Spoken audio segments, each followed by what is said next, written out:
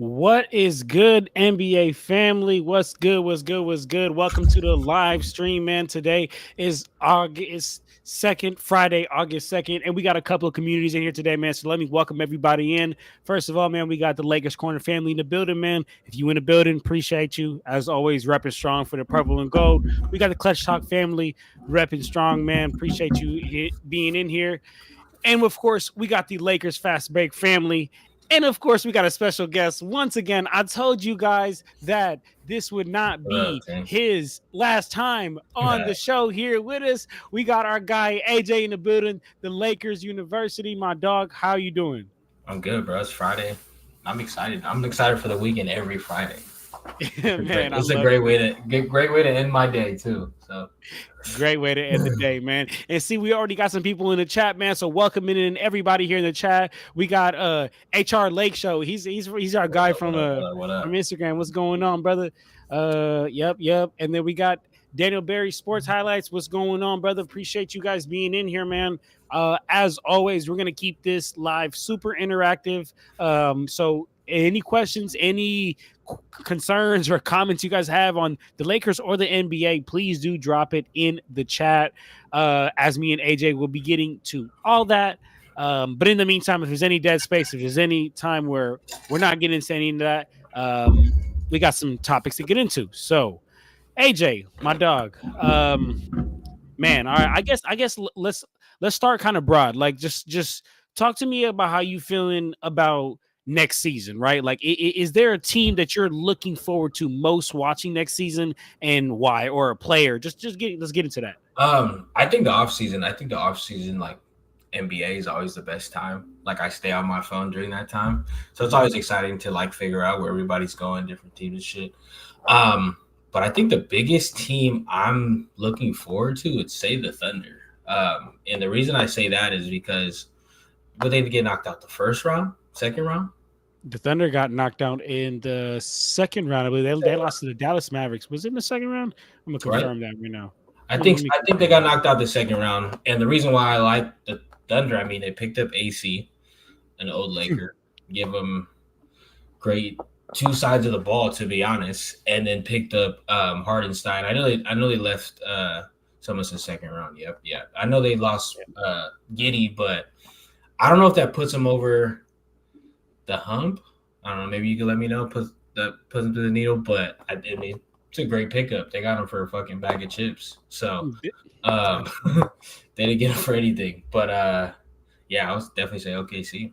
I like that. I like that. I mean, look, I like that pick with OKC for a couple of reasons. I mean, the first being that they had a killer defensive backcourt. I mean, we had Lou Dort, who we all know had made his stamp in the league by being a defensive dog, right? We had SGA, who had led the league in steals last year, and now you are adding Alex Caruso. So that backcourt defense is just going to be absolutely insane. Let me see, Mr. Toronto Tornado. OKC got that Celtics ish type of roster. Absolutely agree. They're just extremely deep and really in all positions. And I dropped this video right here on Clutch Talk, and I was talking about Isaiah Hardenstein, man. So if you haven't seen that video on Clutch Talk, make sure you go check that video out on my Clutch Talk channel. But man, Isaiah Hardenstein, I think that is one of the most sneakiest, best pickups of this offseason because the Oklahoma City Thunder, they needed a big. It was evident. It was evident last season that they needed a big. It was just a glaring hole in the middle.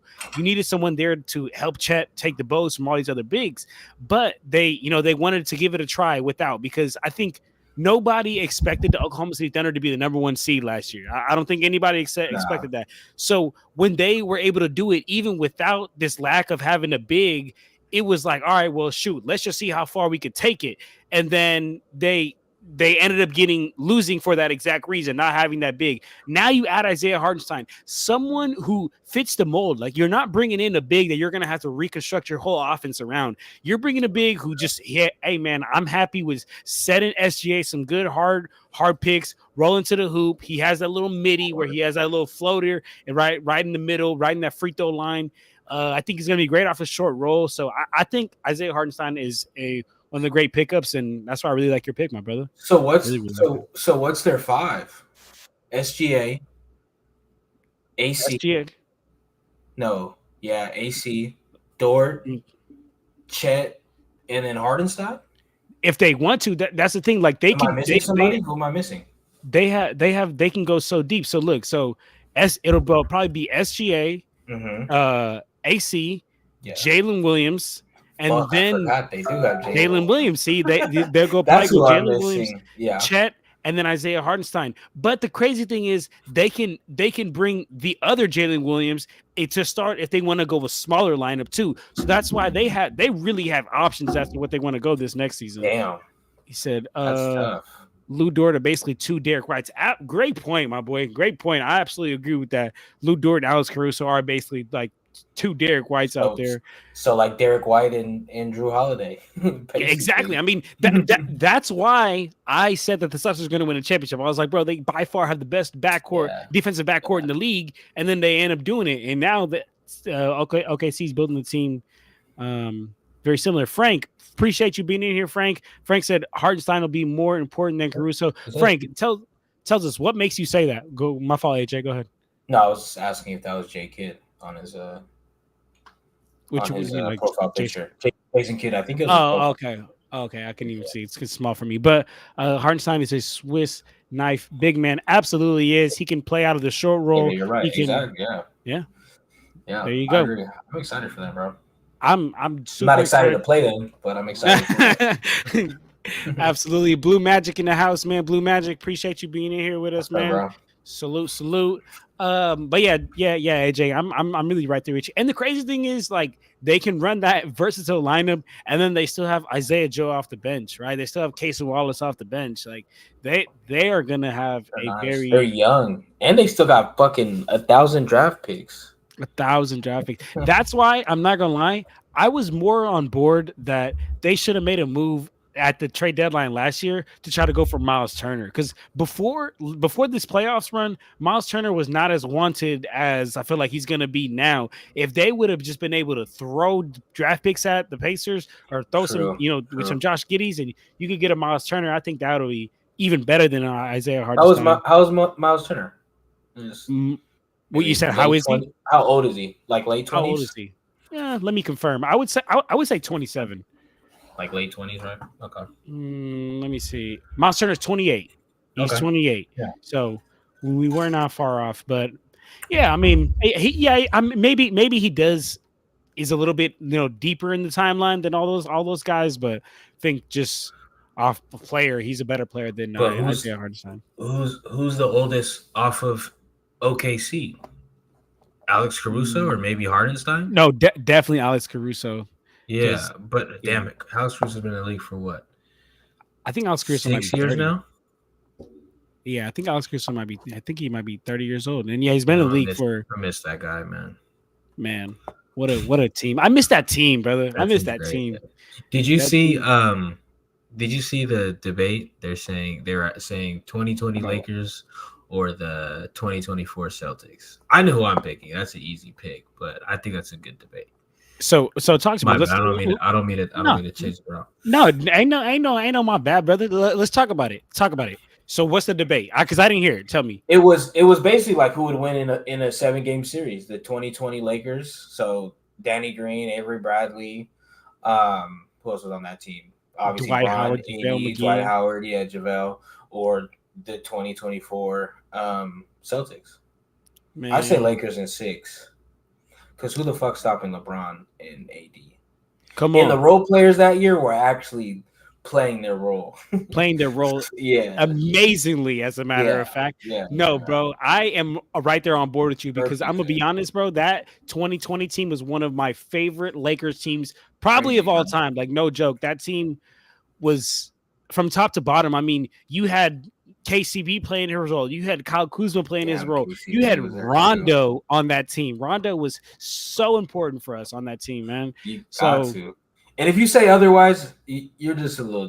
You're being a little delusional. You're being a little delusional because I'm not saying that team is great though. My bad, John. I didn't cut you off, but that team's great. That the Celtics team is fucking great, but that Lakers team was even better. Let me see what Frank said. Frank said, personally, I think everyone is overreacting with how Chris. Okay, see, Chris was a lead to the player. He's no way. I mean, I I wouldn't say that people are overreacting. I just think that he fits the mold so well. He's gonna take a team that was already the number one seed to even better, right? Like, where can you get higher than number one seed in NBA championship? So that's why I feel like people are maybe reacting a little bit more than what you feel like, Frank. But I feel that's a valid point. I mean, but 3-and-D players are desired in this league. 3-and-D players are desired in this league. So he's no White or Holiday. I don't think he's better than them either. I don't think he's better than them, but I think can you imagine he brings a lot. He brings a lot to a team that was already the number one seed, right? He brings playoff what's the word I'm looking for? Playoff experience too. So playoff experience. Absolutely. I'm guessing first round exit and missing playoff. Wow. Okay, Eshawn, appreciate you being in here, my brother. Dropping a question in the chat. AJ, you want to take this and I'll go after you? Or what you want to do? You go. Okay. Lakers ceiling, man. Lakers ceiling. So I feel like this is going to depend on if we end up making any moves at the trade deadline or shaking anything up. If we run this roster back as the same as we had, I do think we'll be a couple of games better because we would have won a lot more games last season if we had even a decent half good coach that could call a timeout. I think we would have won probably, no joke, would say anywhere from like 3 to 5 games more last season if we had a decently good coach. I'm hoping that JJ Redick will at least have the ability to understand momentum and be able to call a timeout. I'm gonna be honest with you. For the Lakers ceiling, I'd probably say a first round exit. To be honest, depending on who we're playing, I don't think that we're gonna be able to. I don't think we're gonna miss the play-in because that's hard to miss the play-in. Like I feel like we're gonna get better from this season to last season. So to miss the play-in when we already didn't miss the play-in last season, when we should have been the 6th seed last season. I ain't gonna lie to you, bro. We should have been the 6th seed, but we fumbled a couple of games. So I feel like first round exit, in my opinion. AJ? Yeah, I honestly I'd agree with everything that you're saying. I think the biggest thing, and I know we talked about it last week, but we had a horrible coach that couldn't call timeouts. One thing I don't want to see this year, bro, is staggering AD and LeBron minutes. Okay. I feel like that was the dumbest thing. Like where we were, like he would put Bron in for like the first 6 minutes of the fourth, and then put AD in the last 6 minutes. Like you know what I mean? Like you have two of the best two in the league. Like why are they not playing together more often? Just yeah. I mean, I'd have to agree. Hopefully, we can make something shake. Personally, I think Gabe Vincent's gonna have a good year. I think he's gonna be good off the bench if he stays healthy. And I'm doing this off of what I saw at the end of the season last season, like against the Nuggets. I think he played pretty good defense against Jamal Murray. And I think if he gets in rhythm, I think he'll be able to shock a lot of people. But I don't think we're gonna miss the play-in. They say this, but everyone says this every single year. We're going to miss the playoffs. We're not going to make the play-in. And then we end up scooting by and making it. I agree with you, though. I think we should have been like a 5th or 6th seed last year. Absolutely. Bro, we were 2 games. We were 2 games out of the 6th seed. I'm telling you right now, we would at least won anywhere from 3 to 5 more games if Darvin Ham would have just been a half decent coach. So, Eshawn, to answer your question, my brother, I think the Lakers ceiling is probably a first round exit. As currently constructed. Lake Show, my brother, appreciate you. He said Markieff Morris was making it rain from deep. Absolutely. That year in 2020, he was just going off. But Eshawn gave us another comment here, AJ. He said, hot take, Memphis will make the Western Conference Finals last year. That's a really hot take. I'm not going to lie. That's a super hot take. That's a super hot take. Not that they don't have a good team, but you're asking them to go from the depths of hell. They were the 13th seed and make it past the entire West. Man, I do think they'll be better, but make it to the Western Conference Finals, I don't know about that one. Did they pick anybody up? They picked. I know they reached. They've had Steven Adams though, didn't they? No. Sorry, no. JK. They let go of Steven Adams. Okay. And but go ahead. They picked up Luke Kennard. Oh, I don't know about that hot take. That's a really, really hot take though. Yeah, I think that Really, only really hot take. they added Zach Edey. I ain't gonna lie, which is Okay, I mean, but that I don't think that really. let's see how he plays out. You know how Yeah. was it? Okay. Where did Adams go? I believe he went to the Rockets. Let me confirm on Did they that. trade him? I think they traded him, right? Steven Adams. But hey, man, Ja Morant's a bad boy. Yeah, he was Hopefully traded. Yeah, he was traded to the Rockets for Victor Oladipo. Okay, It this was is probably like more of a money salary dump. or some shit. Yeah, More of a money okay. dump. That makes Absolutely. sense. Let me see. Let me keep going here. But yes, Eshawn, appreciate you on your hot take and keep dropping. Anybody that got hot takes or comments, hey, I ain't mad at it. I respect it. It's an opinion. Are you a Grizzlies fan? No, this my boy. He's actually a Mavs fan. Which is he's funny. a Mavs fan. Okay. Yeah. Yeah. But okay. He said hot take. Lakers running back the same running back is a blessing in disguise. They'll be more familiar with each other, and there will be more set action from JJ. That's why I think we're gonna get better. For the fact that we don't have Darvin Ham, and you can't get any worse than him. And we have the continuity of running it back again. And another thing, I want to talk about this real quick, man, because I was listening to the Theo Penson's podcast, Run Your Race, with D'Angelo Russell. And D'Angelo Russell, like, he made such a good point. And he was talking about, like, if you watch every single game last year where we lost to the Denver Nuggets and even the game we won, bro, we were not losing the whole time, dog. Like, granted, I never once thought we were going to beat them in a playoff series. I had them beating us. I'm not delusional. But it's not like it was like, man, y'all don't even stand a chance. Like, we stood in the games, but as soon as it came down to the crunch time moments, as soon as it came down to when we most needed to perform, like, we weren't there and they were extra there, which I credit them for. But I just want to say, like, I think you're running back this team from last year. You just have more continuity. What did he say? What did D'Lo say? No, he just said, like, we weren't far off type. Yeah, he said he's like, people overreact because we're the Lakers, but we weren't that far off. Like, watch every single game we were in, every single game, but we gave it up at the end. And I feel like that was the case the entire season. Like, we weren't. It's not like we were getting tapped by all these teams. Like, we weren't getting blown out. We were playing from behind by the entire time, I feel like. Remember, like, the minutes breakdown? It was like we led for like 41 minutes. They led for like 150 or something. But and the thing that's kind of like annoying as a Laker fan, what up?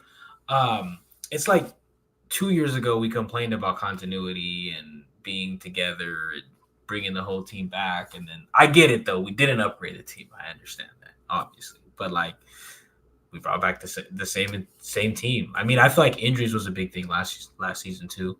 Absolutely. Bando, Gabe, well, actually, AD actually played a good amount of. AD played the most games he's ever played in his career. He played like 71 last year or something like that. But see, you're talking about this last season, right?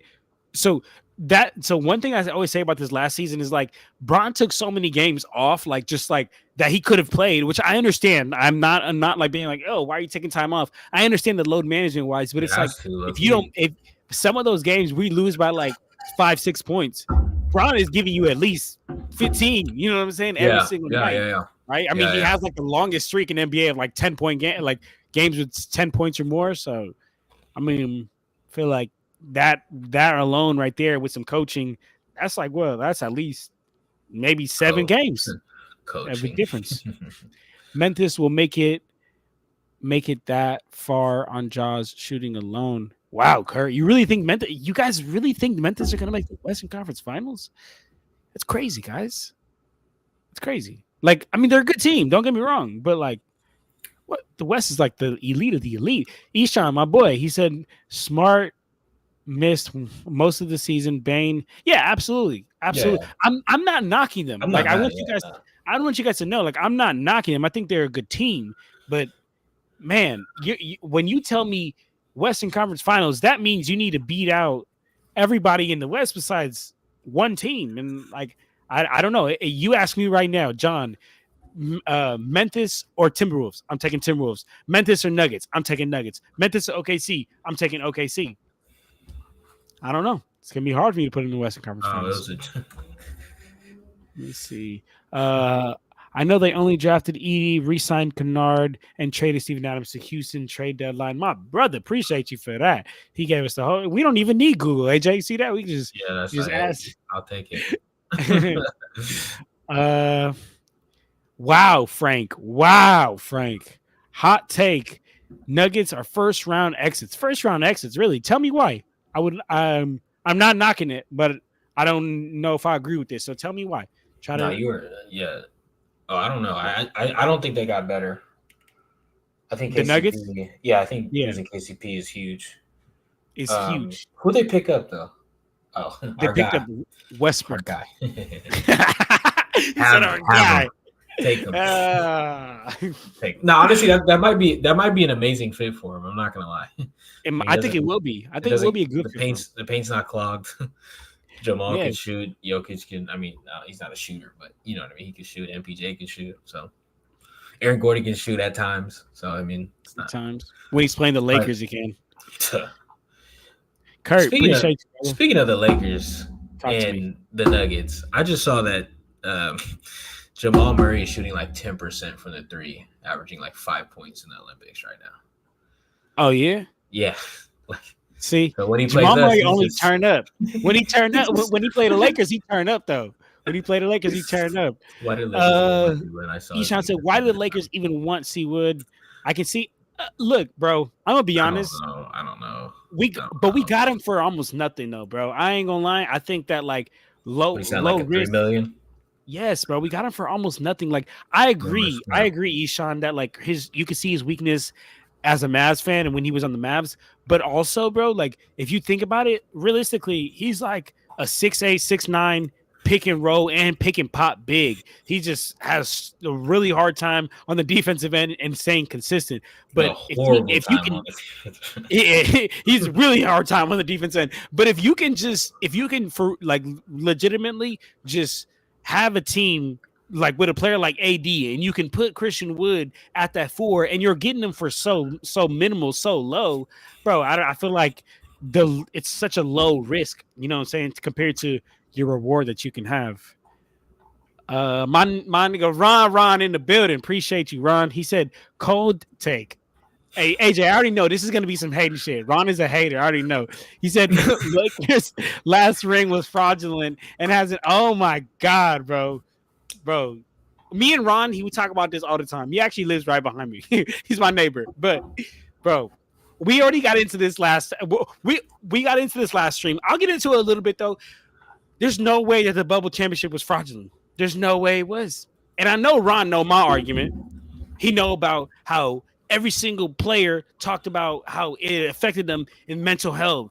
You took players out of their everyday environment and put them in a brand new environment and said you still need to perform at the highest possible level. You're making it literally harder on these guys. And most of all, man, let's remember, please, these are not robots. They don't just roll out of bed and play basketball. They have a life that they live outside of basketball that allows them to be mentally well so that they can go on the court and perform at their highest possible level. Guess what, bro? I have a daughter. If I could not see my daughter for like 3 months and we're during a worldwide pandemic, how am I going to go give you 40? I'm not even here mentally. But AJ, if you want to speak on this, go ahead. I could go on for 3 hours about I just think it's only fraudulent because the Lakers won. If the Heat won, it would have bashed LeBron's legacy. And we were the best team going into the shutdown. We beat the I remember this. We beat the Bucks, we beat the Clippers, and we beat another team. I think we were like on the top teams. We beat all of them. And what's to say, like, so what if there was no bubble? Like, we would have home court advantage. Come on. Come on. And we would steal a couple games on the road. Off that alone. We would win our 2 games at home, win one at home, or win one on the road, but hey man, it's okay. I'll take that counts in my book. We were by far the best team. It absolutely counts in my book. And if you guys want to hear this debate, I'm actually going to have a stream in these next upcoming weeks where it's strictly about that. I'm going to have somebody who genuinely does not believe that the bubble championship should count, and I'm going to have someone who genuinely does believe that the bubble championship should count, and we're going to have a full-on debate on stream. Stay tuned for that. That'll be coming up soon, man. But Ron also said Ja ain't no shooter. He's injury prone. Okay. I mean, let me see. Kurt said, no, I don't think Memphis will make it that far. I just wanted to make Josh shooting joke. Oh, you're hella funny, Kurt. Kurt said, I do think Lakers fans in general do underrate this current squad. We were one of the best teams in the second half. Just matched up. Well, absolutely. Hey, I say this all the time, man. If you don't know this, I'm going to teach y'all right now. Basketball is all about matchups. You could be the best team in the league, and if you get a really bad matchup, I'm going to give you an example right here, y'all. The Celtics, in my opinion, were going to win a championship unless they play the Denver Nuggets. If the Denver Nuggets would have played the Celtics this last year, I think the Denver Nuggets would have beat them because it's all about matchups, and the Denver Nuggets can match up very well with them. So I do agree, Kurt, all about matchups. Frank said Nuggets lost defense and shooting guys like Westbrook, Dario. Oh, they did get Dario Saric, bro. That's a sneaky pickup. Good reminding me, Frank. Can help a little bit in the regular season, but our liabilities in the playoff. Talk to me. So they would go Jamal, MPJ, Aaron Gordon, Jokic, and probably Bron. Yeah, I guess, right? Yeah, Jamal, Bron, MPJ, and Aaron Gordon and Jokic. Oh. Yeah, but look, Westbrook. I think Westbrook coming off the bench is going to be solid. And Dario Saric, I'm really happy that Frank brought that up because that's a great point, Frank. Honestly, Dario Saric is going to be such a great. He's like a very light Jokic. Very, very light though, but he's a light Jokic though. How did he do last season? He didn't do that well, huh? Dario Saric? No, he didn't. I'm pretty sure he got hurt last season. Did he? Okay. He was on the Warriors, right? Yeah, he was. Don't get me wrong. We do have holes to plug, but better to make no moves than make a bad move. Absolutely. It is better to not make a move than to make a bad move. Let me see. Ishan said, hot take-ish, Warriors will be contenders. Wow. Oh, okay. Yeah, if they get marketed. And yeah, absolutely. I mean, if you get Lloyd Marketing happens though. You can't. There's no way they pick up marketing, and if they're able to keep Kuminga shit, all right, cool. But I don't think they're gonna be able to keep one of them. I think they want Pods though. They want one of them. They gotta give up one of them. But between Kuminga or Pods? Yeah, they got to give up somebody. I'm going to be honest, bro. You go Kuminga, that's a laughable move. I ain't going to lie. Kuminga's, I'm not even a Warriors fan, and I'm letting y'all know that he's that guy. He's that guy for tough, sure. Definitely. Who's Chase something? Huh? TJD. Trace Jackson Davis? Yeah. There you go. I ain't going to lie, bro. You think so, bro? He's not nice. He's just good. He's a good energy man. I think. He's a good energy man, but the problem is that's what the Warriors are relying on as they're big, and that's the one thing I have. That's my biggest problem I have with the Warriors is bro. Yes, they renovated the game and brought small ball, but it's but you're still small in the league that's big now. In 2020 was the year that the shift changed, right? It was like you need these bigs. Yeah. Every single year after that, except the Warriors championship in 2022, which Curry played out of his mind, and I give him all the credit in the world for that. But every single championship after that, go ahead and look at it. It's had a dominant big man to anchor that team, whether it be AD, whether it be Giannis, whether it be Jokic, always a dominant ass big to anchor that team. And the Warriors still are going with the small ball lineup, but it's just not it, man. It's just not it. Let me see. Kurt said if any other team won the bubble championship, they say it was legit. Some folks are legit haters. If hating helps them breathe, go ahead. Won't take the ring away. Straight up, man. If hating helps y'all breathe, then go ahead. It won't take our ring away. Jay, my brother, happy to have you in the building here, bro. Thank you. If there was no bubble, AD would be in street clothes. But, bro, that's an invalid point because everybody else in the league also got the break. So everybody in the league also got the break, and the real injury prone players couldn't get it done. Couldn't get it done. Ron. Couldn't get it done. Let me see. Frank said Joker needs good perimeter defense because he can't defend the rim. So it helps if guys are staying in front. Other guys who Jokic doesn't. So Joker don't need to try. You had a long day, brother. Yeah. I had a long day, guys. Hey, I'm gonna be honest, guys. Oh, okay, look, moment of transparency here, guys. I was talking to AJ before we started, and I had the worst day at work, guys. So I'm sorry. But yes, Frank, I appreciate the comment. AJ, we got your dad showing love in the building, man. What up, Pops? There we go. Haters gonna hate. Facts. I'm with you. Let me see. KCP is a big punch for Denver, man. I'm not gonna lie. But got that money though.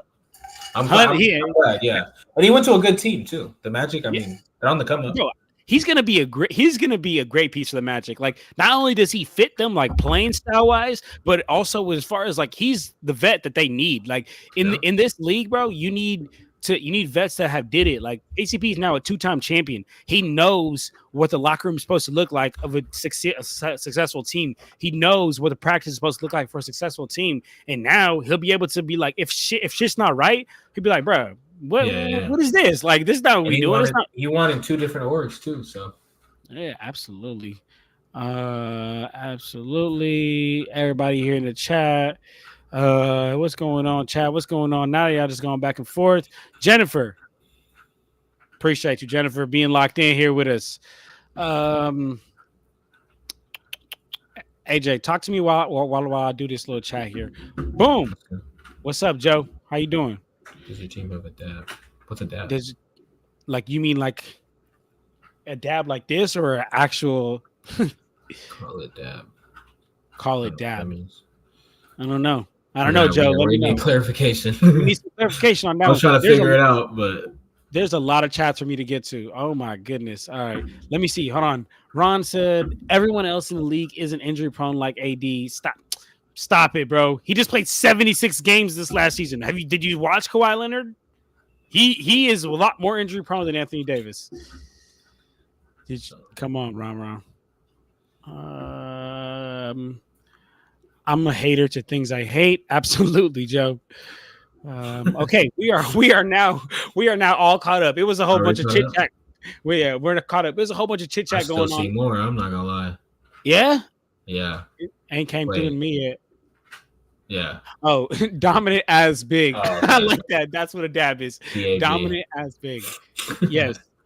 We absolutely have a dominant as big in Anthony Davis. And look, I used to say this all the time, but I used to say that between Jokic, Anthony Davis, and Embiid, I take Anthony Davis over all of them fully healthy. Now I've rescinded that statement a little bit, and I have Jokic at the top. I ain't gonna lie to you, but fully healthy, man, I'm still taking Anthony Davis over anybody else in the league, over Embiid, over anybody, dog. That man is a beast, fully healthy. Yeah, he's a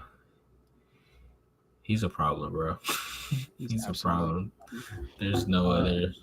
Laker girl. Yes, we can absolutely do a show together one day. Love talking hoops with all my folks, man. Me and AJ do the show because this really my dog. Like online, we do this anyway. Exactly. We do. We'll be. Me and AJ will go play basketball together, and then in between games, just be talking all Lakers, yo. So. Ask about all the hypotheticals I could have, man. Oh, me. Let me see.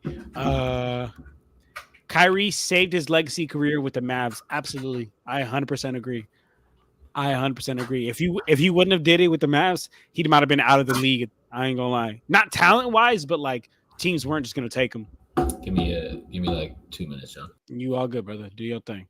But yeah, no, I agree with you, Ishan. I'm gonna be honest, bro, because when Kyrie, prior to him coming to the Mavs, he had this whole aura to him and just this whole I don't even know how to describe it. I guess I want to say like pettiness. I don't know what it was. And I feel like now that he's came to the Mavs, I feel like he's finally been able to just really hoop, right? Because if you look at Kyrie's career, every stop he's had, some type of drama, some type of distraction, some type of ordeal that is just unnecessary. But on the Mavs, he's the only team where he's just been hooping. Just I'm here to hoop. Laker girl, my contact info here. If you have Instagram, please get at right here at Clutch Talk Pod or at Lakers_corner, and you could DM me on there, and we could figure out a time to do a show. So appreciate you for doing that. Let me see here. AJ, my boy, back in the building. Let me see. Joe said Kyrie saved his career until he played like in the finals. Absolutely. He did. He choked in the finals. He choked big time in the finals. And it was nice to see because he no games in the Garden. He had never had more than 20 points. He's supposed to be their scoring option. Like if we're talking about like Tim Hardaway or someone like that, like, all right, totally get it. We're in the NBA finals, but you are supposed to be the 1 or the 2 scoring option, and not in one away game. You do not score more than 20. It's absolutely joking, in my opinion. Ishan said, hot take, Clippers will be better without PG as Kawhi will finally be healthy and moving to a new arena. Clippers curse will slowly fade. I don't know about that one, brother. I don't know if I'm ready to bank my money on the Kawhi Leonard being healthy. AJ, are you willing to do that? No, I'm not. And I don't wish injuries upon anybody. I hate it, honestly, no matter what team it is. But yeah, nah, I'm not putting my eggs in that basket. Yeah, I'm gonna be honest. If I had to put my money up on the line for if Kawhi is gonna be able to stay healthy, I absolutely would not. So I hear you in theory what you're saying, Ishan, but I don't think that it's gonna happen because Kawhi Leonard won't be healthy. So now you're just gonna have a team that's banking on freaking Derrick Jones Jr. and James Harden. Who they? No, I'm not looking up. You gonna look him up? Look, hey, AJ, look who in the building, man. The one and only ISO Joe, man. ISO Joe, man. ISO Joe. I love it. What's up, my dog? Let me see here. Craving Minions TV. Appreciate you being in here, man. And right now we got 15 people here in the chat. So appreciate everybody being in here. As like I said in the beginning, please do drop any questions or comments in the chat. I will get to all that. Let me get to this one right here. Craving Minions TV. I think that's what it says. Do you think we should revisit a Bulls trade for Ball, Vucevic, and Levine? Will do a favor for them contract rather than I don't know. I can't even. I don't know if it's my screen or it just stops at the G. But I think that's what I think it stops for me too. Yeah. But I would love Lonzo Ball. I think Lonzo Ball is great. I don't want Zach LaVine, especially on that contract, and I don't think he even fits the mold of our team. Vucevic, yeah, I think that'd be a solid big to have. But if we're talking about a trade, then it all depends on, I guess, who we're giving up. Because I mean, actually, a lot, bro. For like, yeah, and Lonzo Ball is extremely injury prone. Yeah, damn, I love that guy though. I love that guy, dude. Been following him since high school. Ain't gonna lie. Same. Let me see. We got some. I already DM'd you on Instagram at Laker Girl. I will get to it. Did you DM Clutch Talk or Lakers Corner? Just let me know. I will get to it. But let me see. We got a hot take. The Houston Rockets will be a dark horse team to watch in the West. Reed Shepherd will lead the team with a veteran guidance from Fred VanVleet. Okay. When you say dark horse, how what are we talking? Like top 6? I don't agree with that.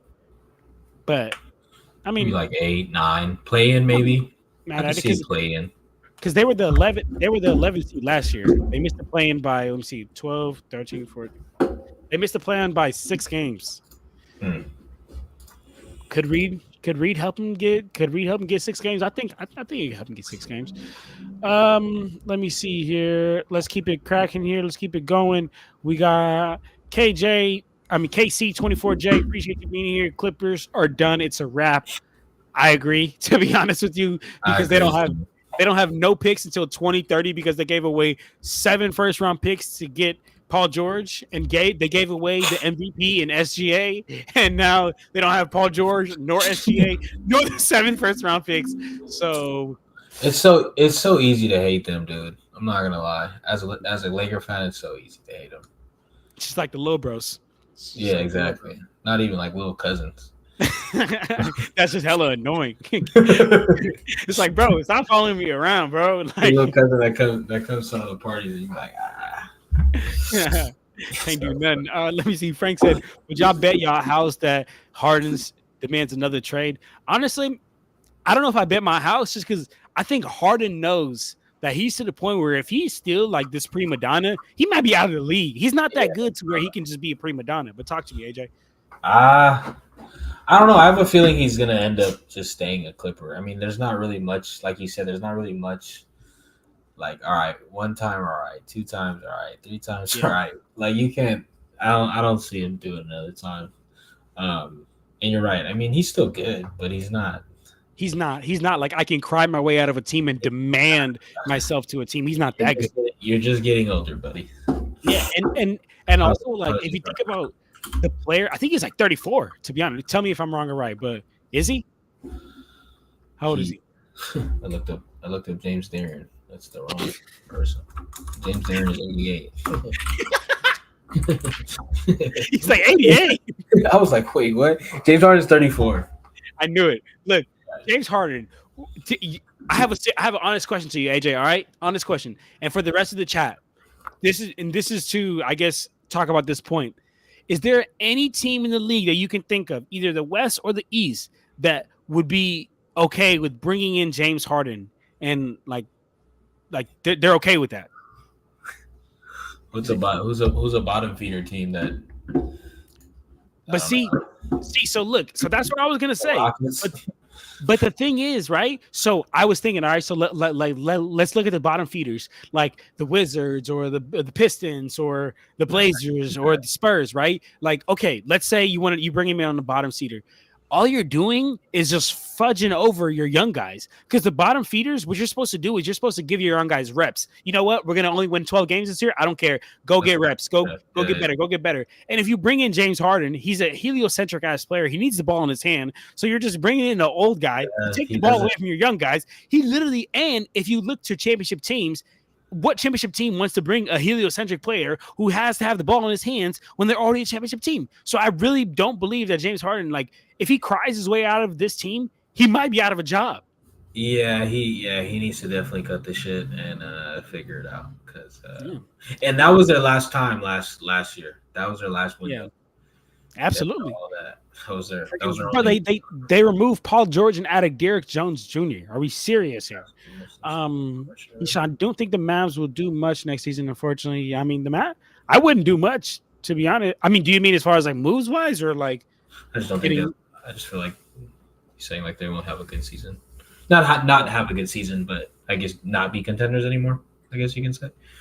Not be man, really, man. I mean, they lost. They lost Derrick Jones. Picked up Clay. Let's see. To be determined how that looks. And anybody else? No, I don't think so. Ishan, let us know. I don't believe so though.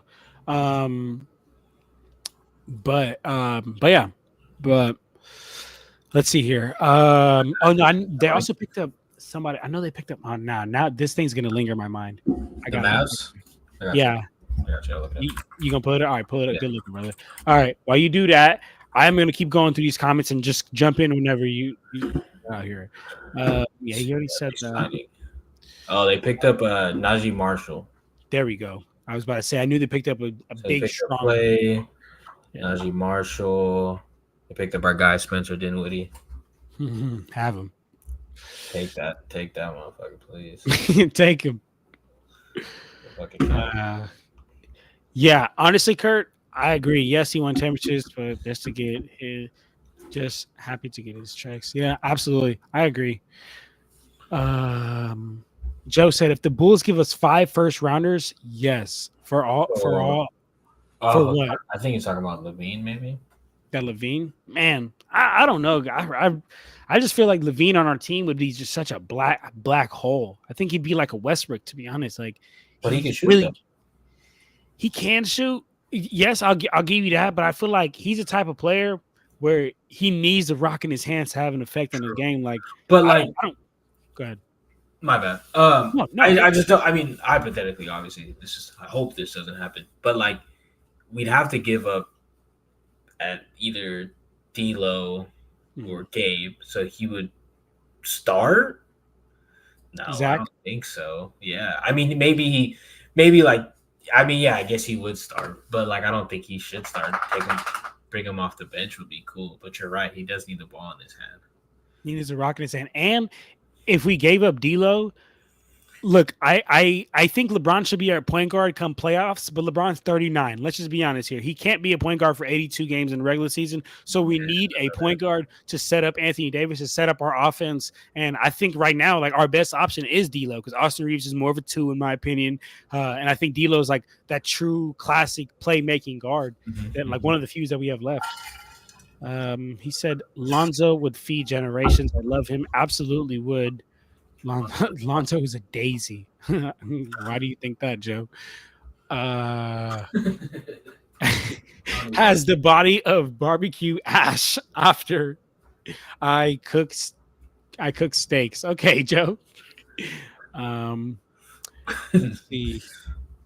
Wrong year for the Rockets to be good with this draft. Okay. Udoka doesn't miss the playoffs. Rockets will get way better. Wasn't Udoka the coach for the Rockets this last season? If he was, then what do you mean? He just missed the playoffs. I don't know. I don't know if they. I mean, who did they pick up? They picked up Reed. I don't know. I don't know if Reed Shepherd puts them over. Puts them over that hump. There's a lot of good teams, bro. I'm looking at the standings right now, bro. Yeah, bro. Especially in the West. Ridiculous, bro.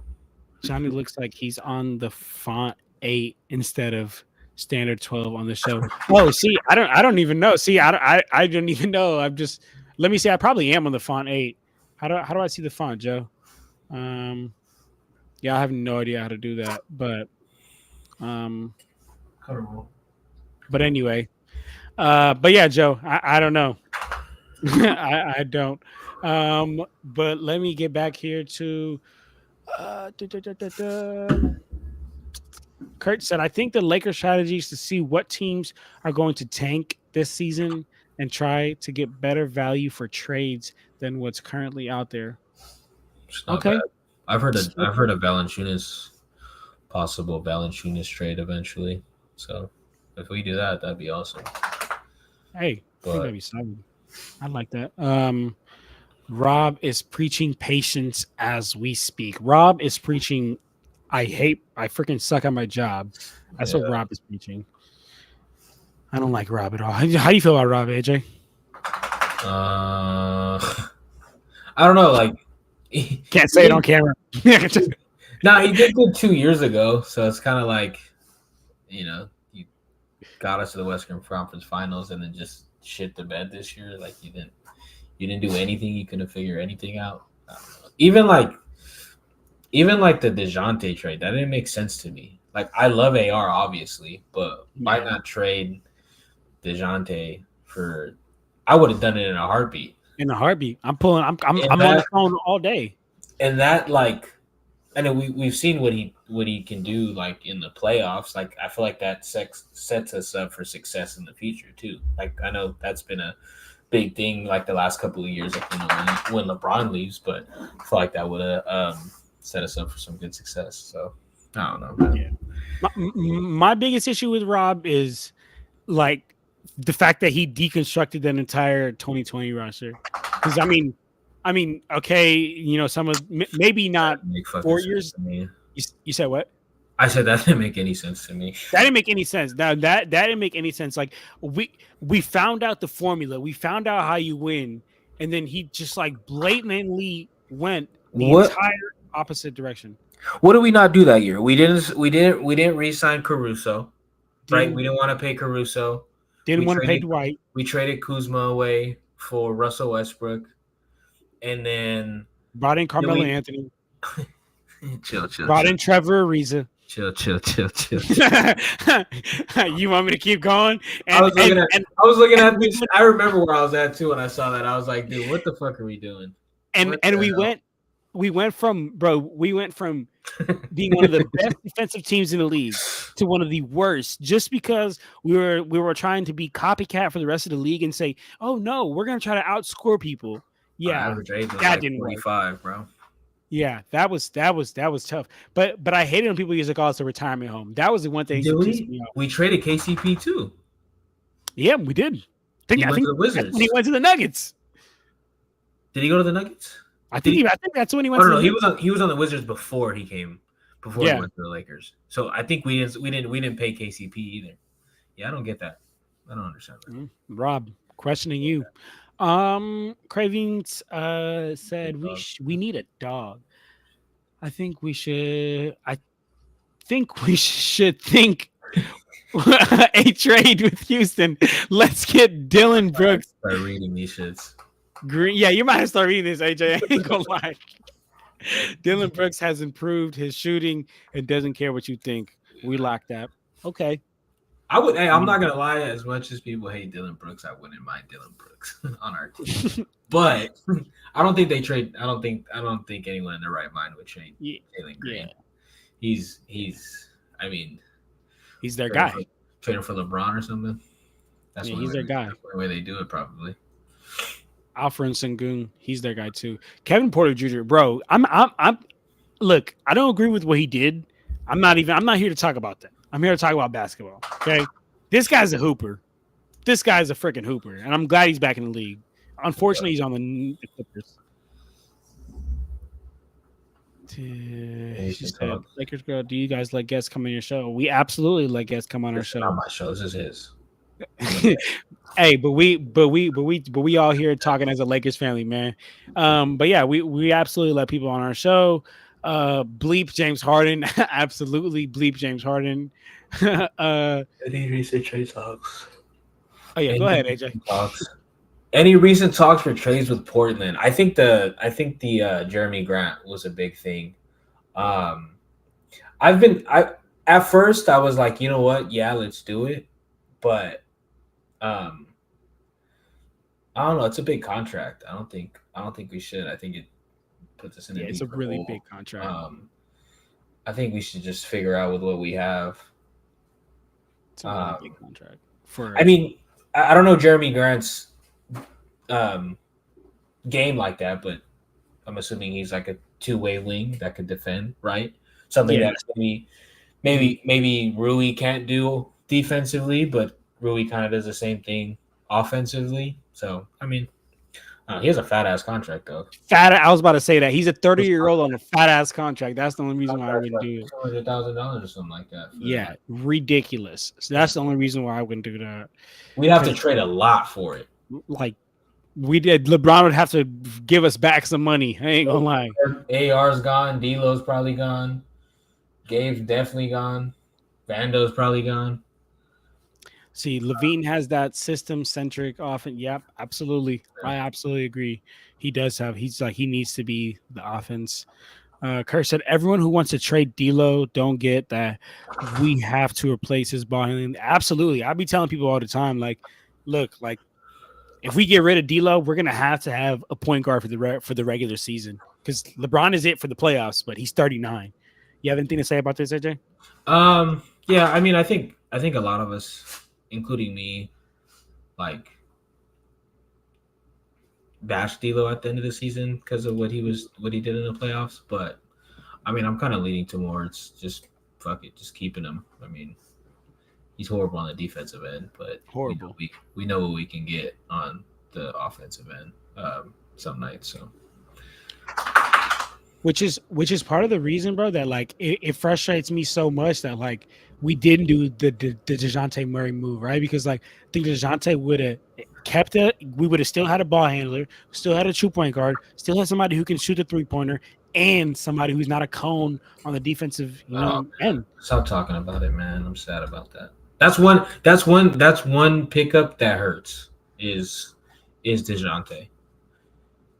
That is one pickup that really, really hurts. Let me see. Let me get to IDK. What Ishan is talking about in terms of moves. Mavs don't need to do anything right now. Talking about contending, Mavs can definitely contend. Yeah, I mean, they just freaking made the finals, right? Like, I think they can absolutely contend, in my opinion. Let me see. At Frank, I think so too. A hot take: Luka will win his ring, not with the Mavs. Well, if the Mavs let Luka go, that's the ultimate fumble of the year. Ishan, you're on a roll today, bro. You're on a fucking roll today, bro. I'm not gonna He lie. said, I don't agree. I don't agree though. I think he's gonna retire a Mav. Okay, my dog Meek in the building. What's good, Meek? Whatever, Let's see, Jay. Luka is a Mav for life. Yeah, that's what I'm saying. No way he's letting him go. they're best friends. There's no way. Yeah. Okay, let's see. Give my Nets D'Lo and Rui for Dorian Finney-Smith and CJ Cam Johnson. Cam Johnson. Okay, I was about to say. Okay, I'll take Cam Johnson. I would take Cam Johnson. I'm not really familiar with Dorian Finney-Smith is a solid 3-and-D wing. Okay. My only fear with that is like Cam Johnson's more of an Austin Reeves like 2 type of guy, right? I don't think he's more of a, in my opinion. I think Cam Johnson's like, yo, we need a bucket, go get it, which is great, right? But like I just stated, we need that point guard for the regular season. But Dorian Finney-Smith would be amazing. And we gotta put in factor like, what if we make these trades and people come over here and start shooting the bed like they usually do? Like how they usually do. Talk about it, AJ, because that's a real thing. That's a real thing. People I could go on and on and on and on. Pat Bev was one of the people. He shot like what 20%, I think, when he was with us. Remember that season? Before we traded Russell Westbrook away, bro. That season, we bought Lou Williams too. Over 25%. Yeah, bro. Everybody. And when we bought Lou Williams, like, bro, I was so excited. I was like, bro, Lou Will, he's so good. But and then, boom, he just absolutely sucked. He had his worst career year on the Lakers. So it just pissed me off. If we could get a trade with Portland, we should get 5 first picks for Grant. I don't even think we have first five. Yeah, that one's tough. Meek said Dwight was a good piece. Dwight was instrumental to us winning. Let me see. The fact that he traded McGee and didn't want to pay Dwight and Rondo. Man, tell me about it, bro. I feel like Dwight and Rondo were on their way out anyway, though. Man, you think so, bro? The value that they gave us that at the end of that run, you don't think they could have gave us some more value the next season instead of just being gone? Let's see. I don't know. I don't think so. 30. He was like Rondo was like what 34. Yeah, they both were definitely aging, but I feel like at that point, bro, we literally just had the formula. We had the way to win a championship. I don't understand why you move away from it because Dwight was an integral piece of the defense, right? He was getting older, but he was an integral piece of the defense. He held it down in the paint. They called us the freaking Air Force that year because nobody would go inside on us because of Dwight, JaVale, and AD. Now I think they can't afford injuries. I think they can't afford injuries this season. That's Dinwiddie, Hardy for scoring wise and playmaking. Hardy, dude, that motherfucker's nice. He's very nice. Trading McGee for Jordan Bell and Alfonso McKinney. Okay. Everybody, I will get to everybody's chat. To be fair, it was for a roster spot from. Okay. Marc Gasol. Okay. Are you talking about the not re-signing Dwight, or what are you talking about? What do you say? My bad. No, you're good. Lake Show was talking about that right there. Oh, okay. Joe, I will send you the link right now. AJ, I'm about to send a link to one of the dudes from Lakers Fast Break because he's going to join us here if he wants to. So while I do that, AJ, can you just talk to the folks for me for a sec while I send Joe the link? I can't click the. Oh, got you. But you all right? Give me do that one. CJ one. Give me the KC 24. Yep. Boom. There you go. What he got hurt?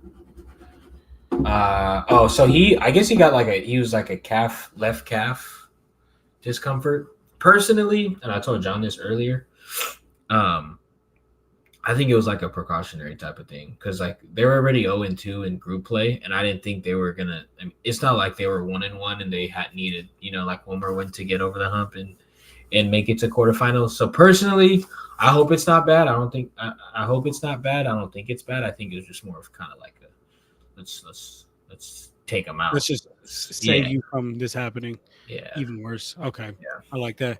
Yeah. Hey, and if everybody wants to stay up to date on any type of Lakers news, man, on Instagram, please go follow my dog AJ at the Lakers University, man. I'll have it in the description at the end of the stream and all that, but y'all see it right there on his screen. I'll keep pointing in the wrong place.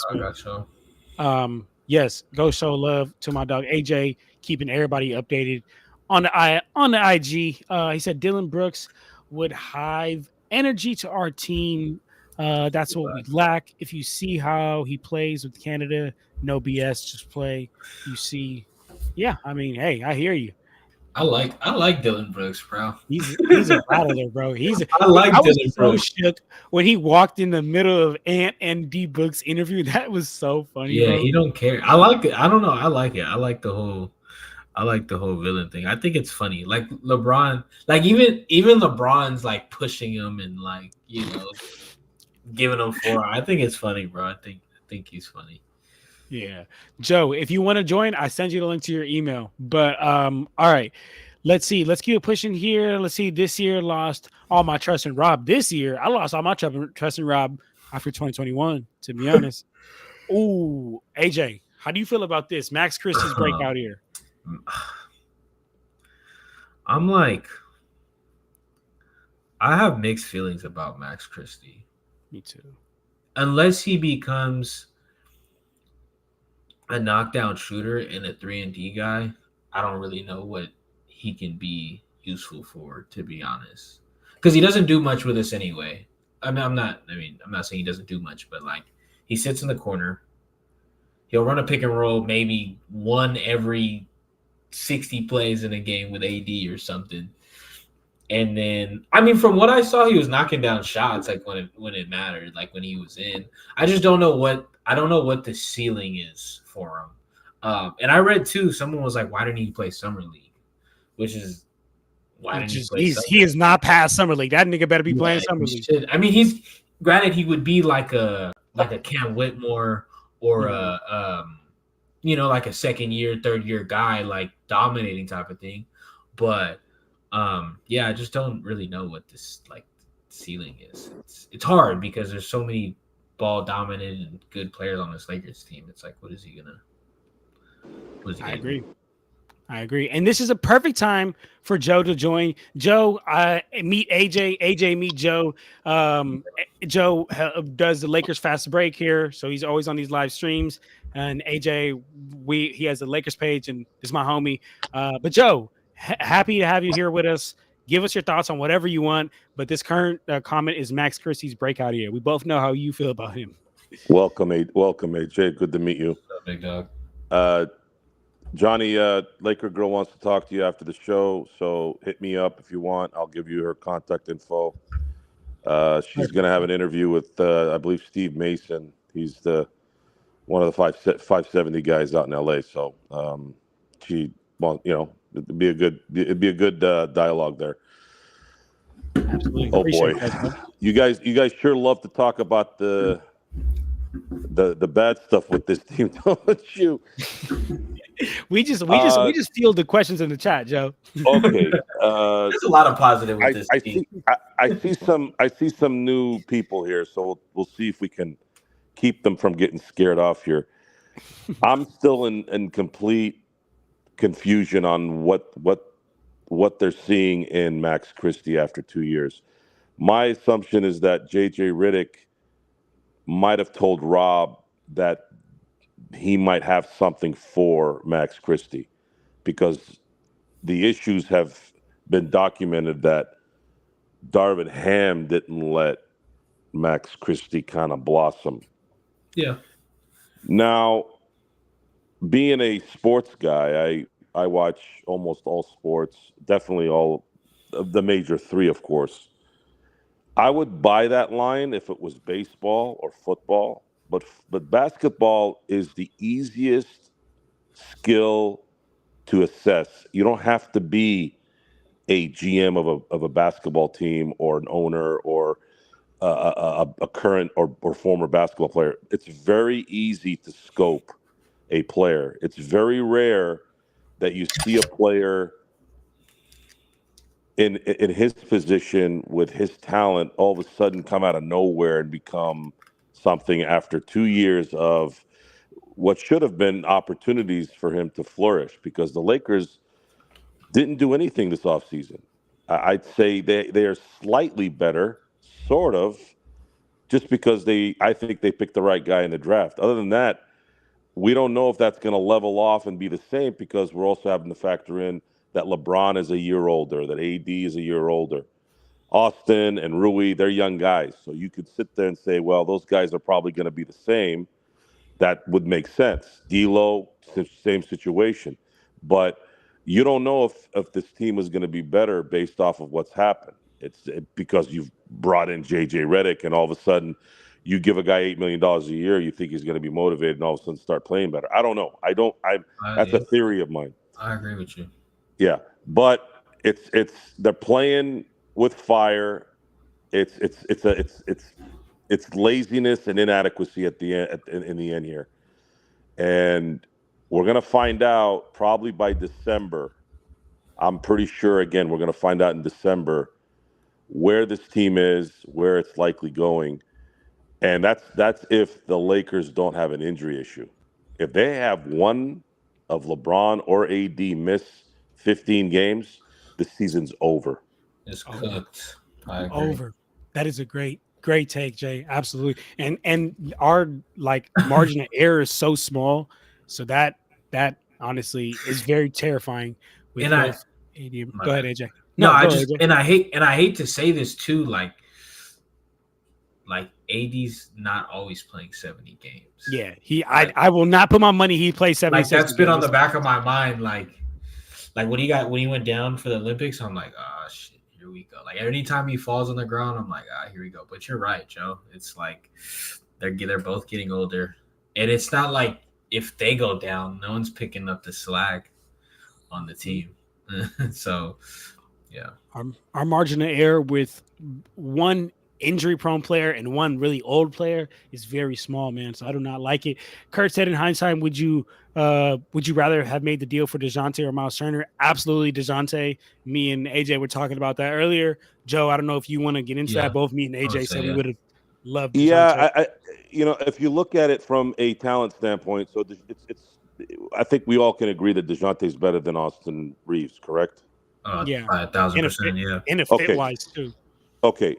The issue, though, was draft capital in that deal. I believe that the Lakers would have made that trade had Atlanta not wanted a first-round pick. See, I had said earlier about the Bulls' idea of bringing in Lonzo for that last year's contract, and we had discussed that particular scenario because of an expiring contract, if it meant bringing capital to the Lakers. So 5 was an exaggeration. I would take 3, honestly. 1 for Lonzo, 2 for LaVine, because his contract's worse than Jeremy Grant's. He's a better player, in my opinion. I think he would work better with this current roster if he were to stay healthy and play. But I believe his contract is debilitating, and I actually think I don't even think it would even be possible without gutting the team anyways. They'd have to probably trade Reeves and Rui and all that. And then you make kind of like a lateral move. But here's where it's not a lateral move from not just where I'm not looking at it from a talent standpoint and a result standpoint for 2025. It's that the Lakers need assets. So if they were to go, look, we're going to eat this year, we're going to let LeBron play it out, we're not going to win a championship. He gets his wish to play with his son. The Lakers, sell some tickets, have some good games, but we all know they ain't going to win anything, right? But if you're able to build some assets, then going in the next summer, if Giannis makes a call and says, look, I want out of Milwaukee, I'm finally tired of this, which I have a feeling is going to happen. Not maybe this year, but I think it's going to happen in the next year or two. It's a total guess. I don't have any inside info on that. I just feel like there's something weird going on in Milwaukee, and if they continue to slide the way they are, I think he's going to want to get out. So if that happens, Sorry, who I missed it. Giannis. Giannis. Yeah. If something like that were to happen, where you have someone of Giannis's ilk asked to get out, the Lakers need to be ready to be able to send some stuff out. That's They how can take me. I I'll would move be to looking Milwaukee. at this. I'll move to Milwaukee. For Giannis. Go get an apartment out there. Yeah, they can trade me out there too. Absolutely. That's Absolutely a good take. I didn't even think about that. They are kind of like trending downward. Yeah, I like that. Positioning themselves. Dame didn't help. Dame didn't help matters. He was crying. Dame was crying about missing his family, which I don't blame him for that. But at the same time, I'm like, man, you fucking making You're the one $40 that million wanted to a year. trade. You can't get. You have any idea how big mansions are in Milwaukee compared to, Portland? I mean, get your people over there. Yeah, and I think he was going through a divorce too, so I'm sure that He played a was. factor in his. That might have been it. Mindset. Yeah, Yeah, that might have been it. Bro, I don't know how getting a divorce. I don't know how it really was, but like I swear I seen a report that like his wife cheated on him with like one of the coaches in Portland or something crazy. I don't know how real that is, but that was wild. You know who confirmed stuff like that? By the way, Who? I think it was it Charles Barkley who said something? He confirmed that? Well, he confirmed player. I can't remember which player it was, but it was he confirmed that there's stuff like that going on all the time. Not it didn't pertain to the Milwaukee thing. That had nothing to do with it. But there are issues where players find out that their coach was doing stuff with someone they knew, and players doing things to players' wives. What don't you guys remember the rumor in Phoenix that Jason Richardson got Steve Nash's woman pregnant? I do remember that. And Damn. we all remember what happened. We all remember what happened in 2011. There was word that Shannon Brown had done something with Paul Gasol's woman. Oh, wow, I actually didn't catch that one. I won't be honest. Yeah. It wasn't good. Remember that one. I remember the Tony Parker one with who was it? Was it Eva Longoria or something? Eva like Longoria, yeah. Yep, I remember. Well, that he just cheated on her. He didn't. I don't think he had anything to do with the players. He's just a regular scumbag. which that's that. I mean, seriously, dude. I don't know. She's still just ridiculous too till this day. I mean, I don't know. That's funny. I don't know why you waste that. Yeah, that happened to kind of off topic, but that happened to the Rams coach, Steve McVay. And Really? What's his name? I think Cam Akers tried to get at his wife, and he cut him. Yeah, no way. Yeah. What? That's crazy, bro. And trying to get his wife is getting at your coach's wife is crazy criminal, work, bro. Criminal Crazy work. Crazy. Toronto. I mean, not Toronto. Tornado. Appreciate you, brother. Hi, I've had a hard day, AJ. No, appreciate you being here. Yeah, hit me up. We'll for sure get something figured out. Let me see. Rondell was good. My brother, he said Cam played 58 games last year, 25 the year before, 17 the year before that. He's always hurt. Yeah. Just like how you said, best ability is availability. Can't do jack in street clothes. What's going on with everybody here, man? Let me see. Dylan Brooks. He said, negative Nets fan. Appreciate you being in here. He said, Dylan Brooks is one of the best non-all-star players. I don't know about that. I don't know if I'm ready to agree with that because, hold on, I bet I think of another all-star off the top of my head, a player that's better than him. Better than him? Darius Garland. I'll take Darius Garland over him every day of the week, and he wasn't an all-star. Yeah, he said one of the best though. So, but I wouldn't put him up with Darius Garland. Joe, anything to add to that, or are you good? What's the topic exactly again? Negative Nets fan says Dylan Brooks is one of the best non-all-star players. I think he brings a different energy. I agree, but I don't think he's up there with Dylan Brooks is a interesting.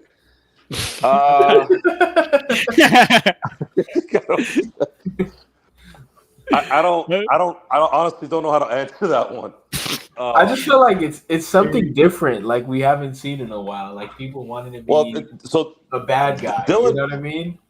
Yeah, Dylan Brooks. Let me now that I'm thinking about it, let's put aside his his shenanigans, right? Mm-hmm.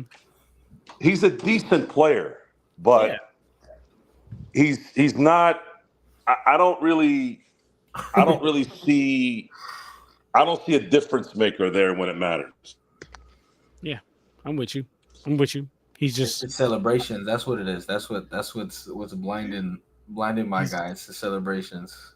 He's just another one. Let's see. Frank said, "Curious on y'all thoughts with this trade package for the Lakers. Anthony Simons, Robert Williams to the Lakers. Not sure on the total trade, but I think Joe and Joe said no to this. Joe, did you say no to this? Because I would take Anthony Simons and Robert Williams in a heartbeat. I mean, unless we're trading LeBron and Anthony Davis. I don't want Robert Williams. He's too injury prone. Well, okay, but aren't you? Simons up. Yeah, but aren't you willing to take that on to bring Anthony Simons? It's amazing. You could do away with all of our guards. There's no way that trade happens without the Lakers having to give up draft capital. True. And you're not okay with that, Joe? I cannot explain how. Look, Anthony Simons got, God bless him, he's a good player, but you don't go into title contention on that one. Yeah, but the Lakers have to get. You get better. No, you're good. You're good. So what's the trade package? Who do we send? I mean, for those guys. I mean, you ask me personally. Everyone's on the books except LeBron and Anthony Davis, because Anthony becomes everything we need. He's a scoring guard and he's also a point guard. And he's also the future for it. He could be the future for us. Yeah, I like that. I'm not gonna lie, but I feel like I think it sets us up for success in the future. I feel like that's been a topic for the last more than right now, because right now we're banking on. You froze up here, Joe. Why does Portland make that trade? They don't. I doubt they do. They don't, but hypothetically, for Frank's comment, but if there was any reason, I was going to give you any reason, it'd be Portland not contending anyway. They want to go into tanking mode, just the same way that the Bulls just blessed. I want you to. By the way, the reason. Alex Caruso. I want you to give me a reason why the Lakers make that trade. We become better in the backcourt. We have a future pairing to pair up with Anthony Davis, and we are now not so stuck on once LeBron's done, we're screwed. So we have a pairing for the future. Go ahead, Joe. You think Simons is that guy? Yes.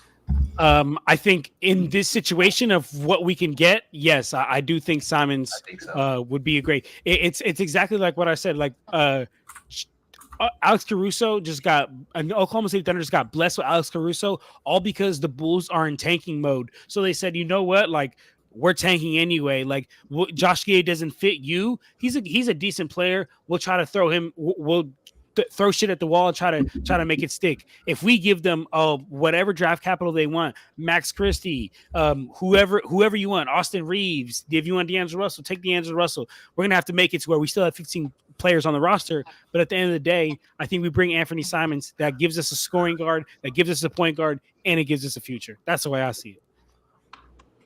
I agree. I think it's just the future aspect of it. I don't think it's really like a win now type of thing. Yeah, but definitely not. But it gets us better now, in my opinion. 3, 4. He's a 6th year right now. 1, 2, 3, 4, 5. He's going on his 7th year right now. He averaged 22 last season and 21 the season before that, and then won Most Improved Player back in 2021. Yeah, and he was doing that. He was doing that next to Dame too. Next to Dame, averaging 21 and 22. Let me see. The reality of it is, if allegedly Portland's looking for a couple first-round picks for Jeremy Grant, they're going to want a haul for Anthony Simons. Yeah, I agree.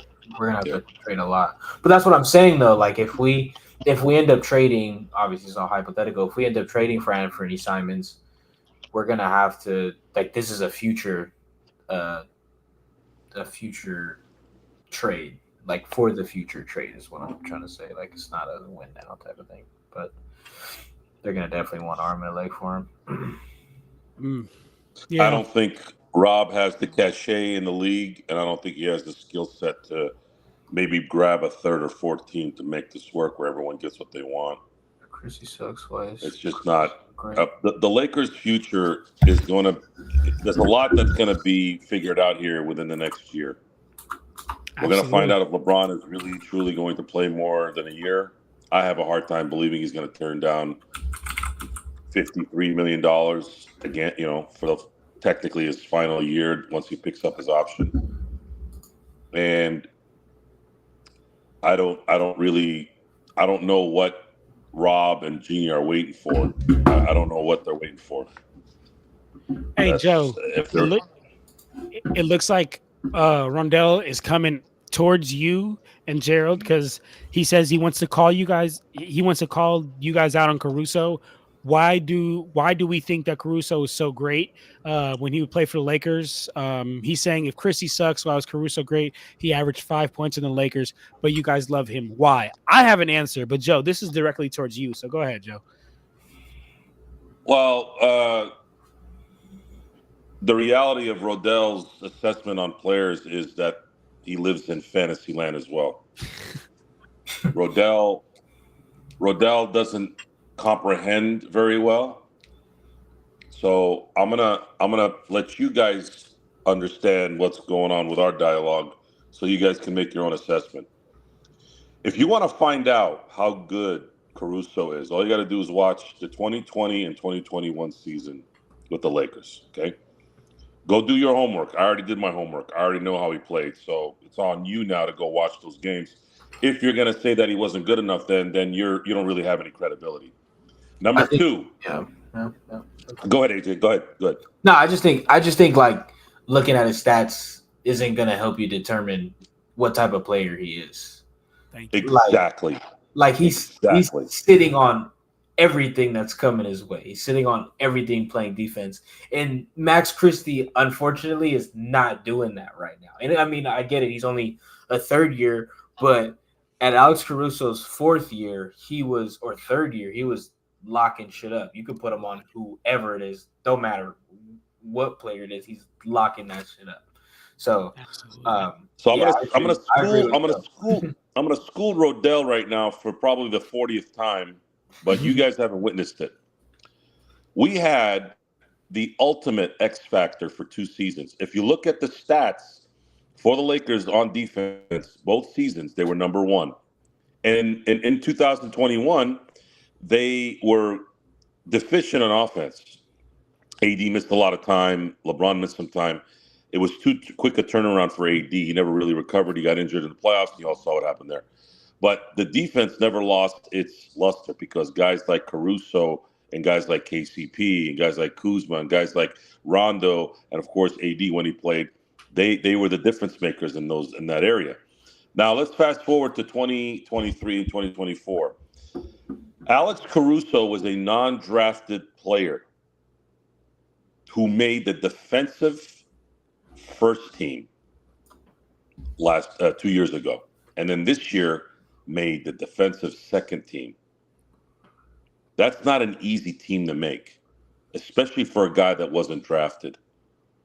So if you want to keep denigrating Alex Caruso in the name of Max fucking Christie, then you shouldn't even be watching sports. You should go watch fencing or luge or whatever the hell those non-important Olympic games are that no one watches. What's luge? Go watch that Turkish guy shoot without glasses. That's the shit you should go watch. The guy that had his hand in his pocket. I just think you can't look at his stats and determine what type of player he is. He's a lockdown defender. numbers are not black and white, ladies and gentlemen. Numbers are not black and white, and you have to look at the game, just like how AJ said, and to challenge Rondell, however you pronounce it. I don't want to mispronounce the name. You can call him Rondell because that's the name he earned. He doesn't deserve to be called Rodell.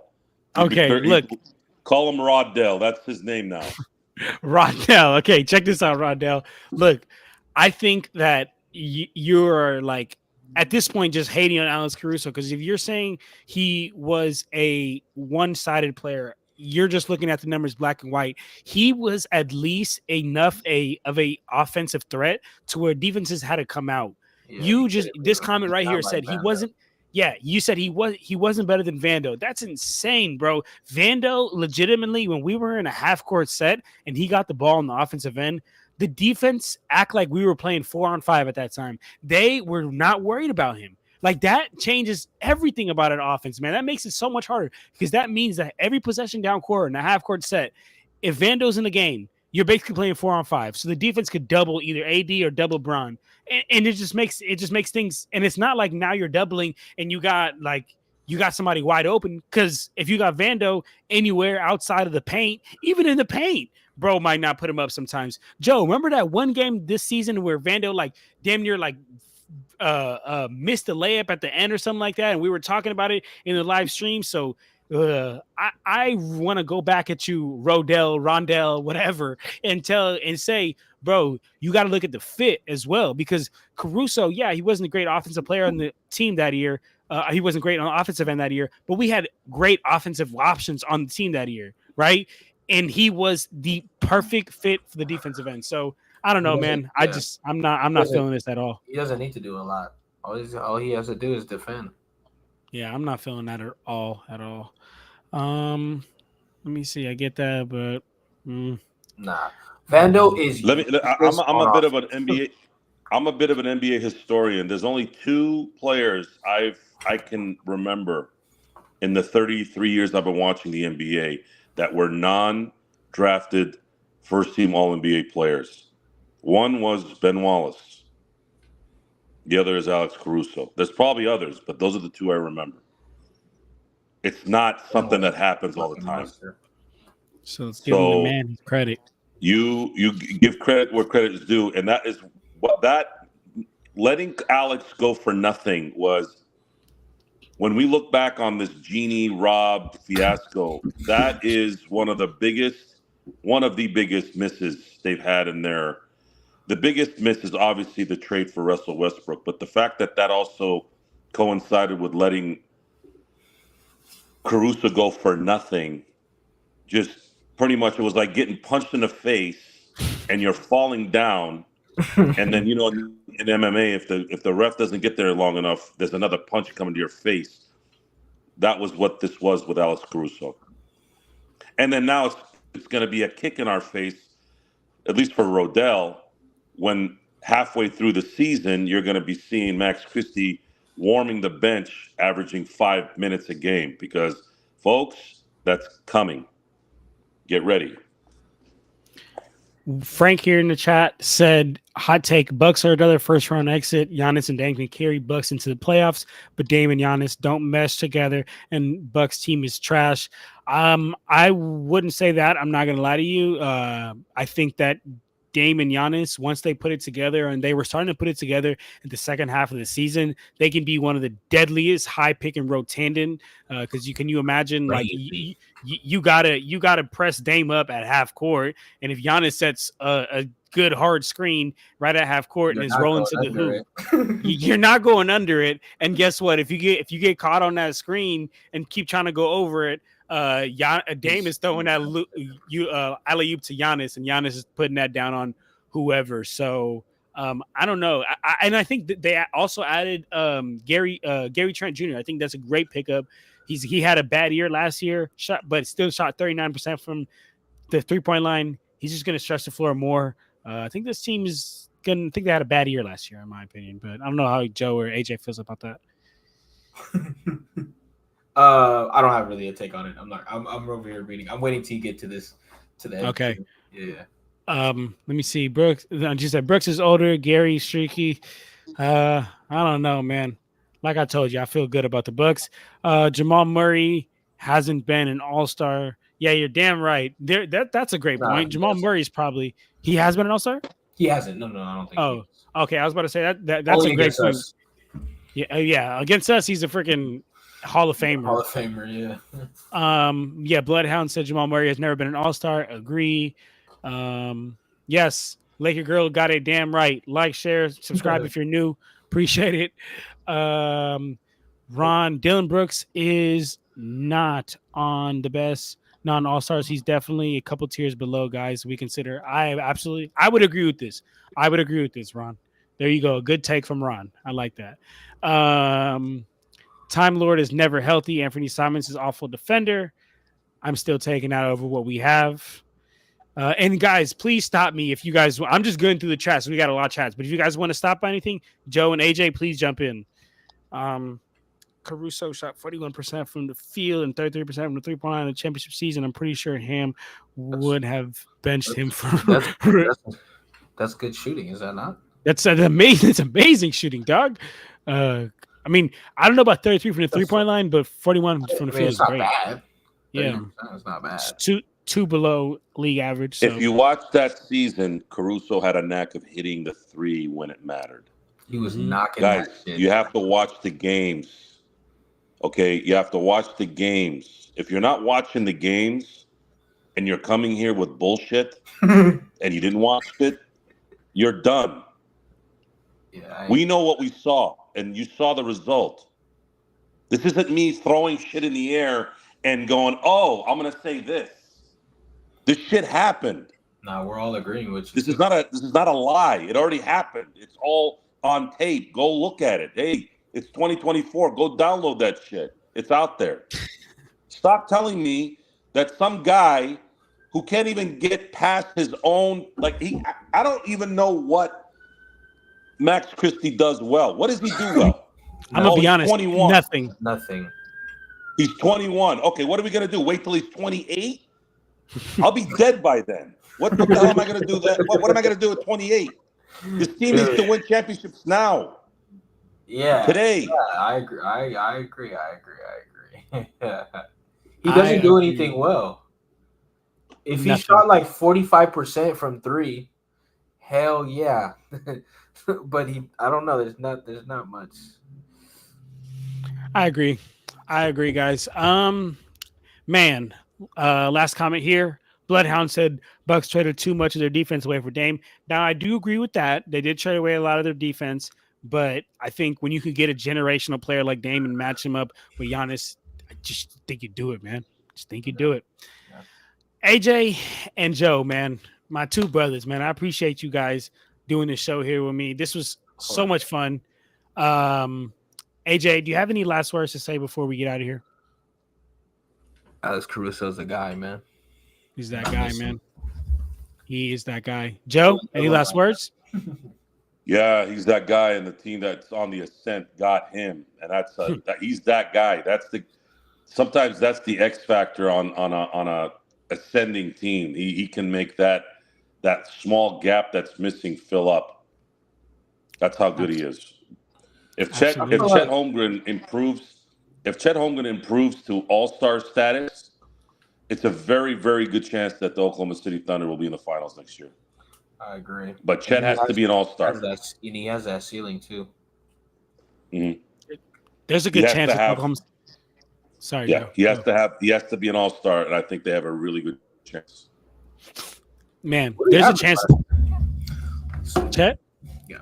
Pull it up, AJ. Pull it up for us. But Gotcha. But also he's also like his numbers are felt, but also his impact is felt. Like Chet, man. Yeah.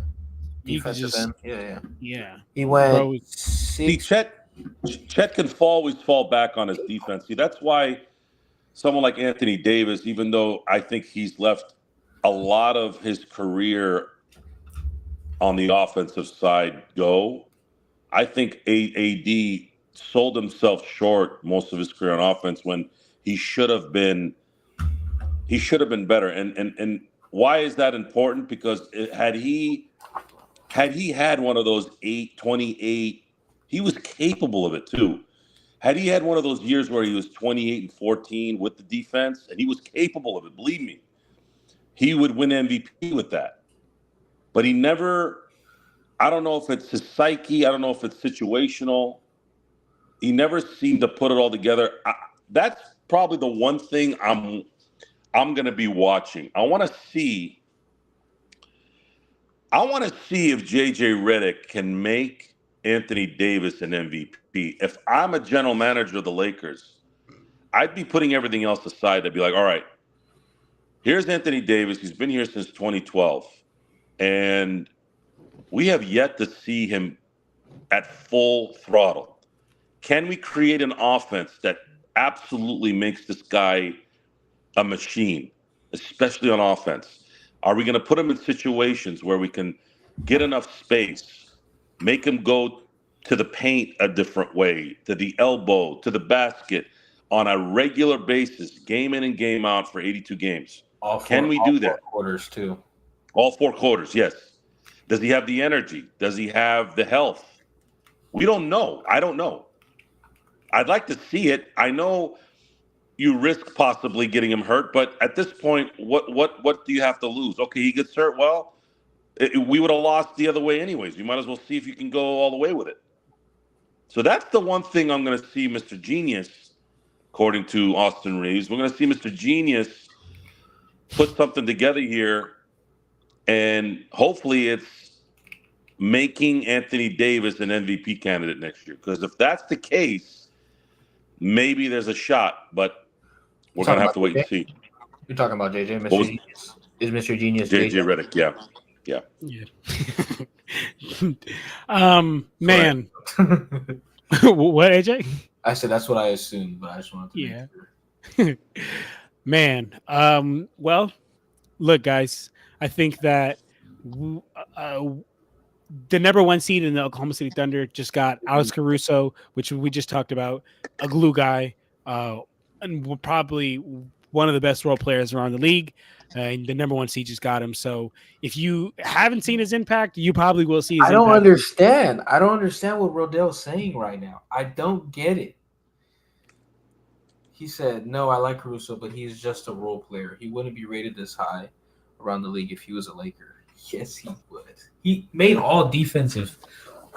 I don't understand how that's not rated high around the league. If you're making first team or second team, all defensive on the Bulls. Rodell, Bulls brother. at that. Just go. I'm telling you, Rodell, like, I feel you. I feel what you. I mean, I don't feel what you're saying. I guess I can maybe understand a little bit where you're coming from, but just go watch the game. Go watch the game, and you will see that man's impact. Go watch the game, man. But anyway, family, I appreciate everybody that's been in here, man. We've been in here for an hour and 40 minutes. Everybody that has shown love, man, throughout this whole time, throwing questions or comments in the chat. Appreciate you guys. You guys are some real ones. AJ, like I said earlier, I thank you very much for coming on, my brother. Everybody, please go follow my dog AJ at the Lakers University. Joe, as always, you are the GOAT. He would. He would. He would be all defensive player no matter where he's at. Come on, Rodell, man. And it's for me, man. If you want to catch more of me, see more of me, please, like you see at the top, follow my Instagram at Clutch Talk Pod and at Lakers_Corner. Subscribe to the YouTube channels, Lakers Corner and Clutch Talk. Appreciate you guys. Love you guys. And I'll be back this week with some more streams. Appreciate for that, now, bro. All good. For now, we out of here, y'all. Peace. Later, guys.